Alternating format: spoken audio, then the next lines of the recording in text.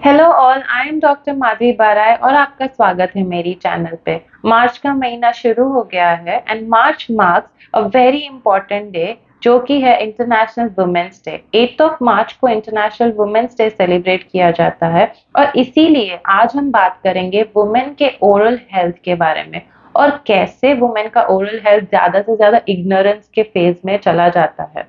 क्या आपको पता है कि मैक्सिमम अमाउंट ऑफ फेजेस एक वुमेन के लाइफ स्पैन में होते हैं क्योंकि they go through a lot of changes. ना कि सिर्फ ये चेंजेस बॉडी में होते हैं बट ये चेंजेस ओरल हेल्थ या ओरल कैविटी में भी दिखते हैं क्योंकि हर एक फेज में आपका हार्मोनल लेवल ऊपर से नीचे नीचे से ऊपर हो जाता है।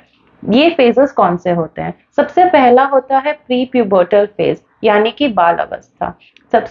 उसके बाद होता है प्यूबर्टल फेज जहां पे आपका मेंस्ट्रुअल साइकिल स्टार्ट हो जाता है और हार्मोनल लेवल्स बहुत ही ज्यादा वीवरिंग होते हैं। फिर आता है बहुत इंटरेस्टिंग फेज प्रेगनेंसी। फिर आता है लैक्टेशन यानी कि वो फेज जहां पे एक माँ अपने बेबी का न्यूट्रिशन मैनेज करती है, ब्रेस्ट फीड करवाती है। फिर आता है लेट थर्टीज यानी कि वो वाला फेज जहां पे आप अपने हेल्थ को, ओवरऑल हेल्थ को भी इग्नोर कर देते हैं आपके किड्स के अपब्रिंगिंग के चक्कर में। और फिर होता है menopause and old age. Old age is also called the Toothless phase. आज हम शुरू करेंगे हर एक फेजेस के बारे में क्योंकि हर एक फेज में मैंने जैसे बोला था हार्मोनल डिस्टरबेंस होते हैं, डाइट डिस्टरबेंस होता है और इसकी वजह से ओरल हेल्थ पे इसका रिफ्लेक्शन दिखता है। जब हम बात करते हैं प्री प्यूबर्टल स्टेज के बारे में यानी बाल अवस्था के बारे में, ये एक ऐसा टाइम है जब जो बेबी है या फिर जो किड है उसका इनटेक बहुत ही ज्यादा डिस्टर्ब्ड होता है। ज्यादा मिल्क पिया जाता है, कम पानी पिया जाता है और इसकी वजह से उसका जो ईटिंग साइकिल है उस पर ध्यान दिया नहीं जाता है। इस दौरान एक बच्चा क्या फेस करता है? मोस्ट टाइम्स बैड ब्रेथ क्योंकि उनको ब्रशिंग भी ठीक से नहीं आता होता या फिर जो पेरेंट्स हैं वो ठीक से ब्रश नहीं कर पाते हैं उनका।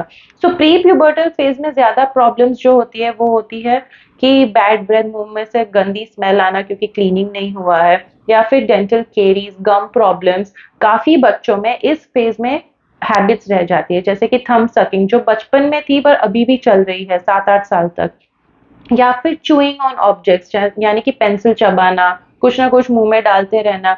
इन सब चीजों को कहते हैं para functional habits. In para functional habits की वजह से दांतों का जो ओक्लूजन है जिसको हम अरेंजमेंट कहते हैं ये बिगड़ सकता है। तो ये जो फेज है इसमें डेंटिस्ट आपको मदद कर सकता है कि to break the parafunctional habit, to teach a proper brushing technique. एक प्रॉपर ब्रशिंग टेक्निक आपके बच्चे को सिखाया जाता है जिससे they can maintain the oral hygiene.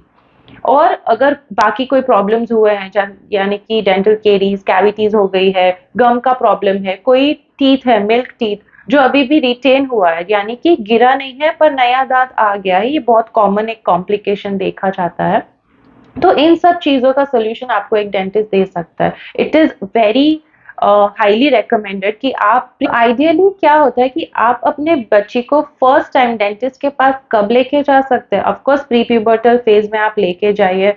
साल में 2 बार डेंटल का अपॉइंटमेंट इम्पॉर्टेंट है बट फर्स्ट डेंटिस्ट अपॉइंटमेंट होना चाहिए जब उसका फर्स्ट बर्थडे हुआ हो या फिर पहला दांत आया हो। And then every 6 month there has to be a follow up जहाँ पे आप अपने बच्ची को डॉक्टर के पास ले जाते हैं या डेंटिस्ट के पास ले जाते हैं और एक ओवरऑल हेल्थ चेकअप करवाते हैं। फिर आता है एक इम्पॉर्टेंट फेज यानी कि प्यूबर्टी का फेज। मेंस्ट्रुअल साइकिल जब से शुरू होने लगता है, जब मेंस्ट्रुअल साइकिल शुरू होने लगते हैं तो आपके एस्ट्रोजन और प्रोजेस्टेरॉन लेवल्स ऊपर नीचे होते रहते हैं एवरी 15 डेज, जिसको हम कहते हैं एक मेंस्ट्रुअल मंथ या मेंस्ट्रुअल साइकिल पीरियड। तो इस दौरान क्या होता है? जब ये एस्ट्रोजन और प्रोजेस्टेरॉन लेवल्स अपने आप में उलझते रहते हैं तो ज्यादा ब्लड सप्लाई पहुंचता है माउथ में। पीसीओएस और पीसीओडी का प्रॉब्लम होता है यानी कि इरेगुलर मेंस्ट्रुअल साइकिल का प्रॉब्लम होता है। अगर आपका इरेगुलर मेंस्ट्रुअल साइकिल है तो आपके एस्ट्रोजन और प्रोजेस्टेरॉन लेवल्स भी बहुत इरेगुलरली इम्बैलेंस्ड होते हैं। इस दौरान ओरल हेल्थ प्रॉब्लम्स बढ़ जाती है। अगर आपका क्लीनिंग नहीं हुआ है या फिर आपने ओरल हेल्थ चेकअप नहीं करवाया है तो oral health problems double the times आपके मुंह में हो सकती है अगर आपको पीसीओएस और पीसीओडी है। इसके साथ साथ काफी लोगों को सलाइवरी ग्लैंड्स यानी कि जो थूक की ग्रंथ होती है उसमें सूजन आ जाती है या फिर जॉइंट पेन्स होते हैं और मुंह सूखा पड़ना या फिर काफी सलाइवेशन होना, होंठ सूखे पड़ना, ये सब कॉमन प्रॉब्लम्स है विच ऑल्सो इंडिकेट्स, इसका इंडिकेशन ये रहता है कि आपकी ओरल हेल्थ प्रॉब्लम्स भी बढ़ रही है, जैसे कि आपकी ओवरऑल हेल्थ की प्रॉब्लम्स बढ़ रही है। हम पार्ट 2 में बात करेंगे प्रेगनेंसी, लैक्टेशन, मेनोपॉज और काफी ऐसी चीजों के बारे में जो वुमेन के लाइफ स्पैन में चलती है, क्योंकि मार्च का महीना है और हम सेलिब्रेट करने वाले हैं international women's day and oral health is important for every women.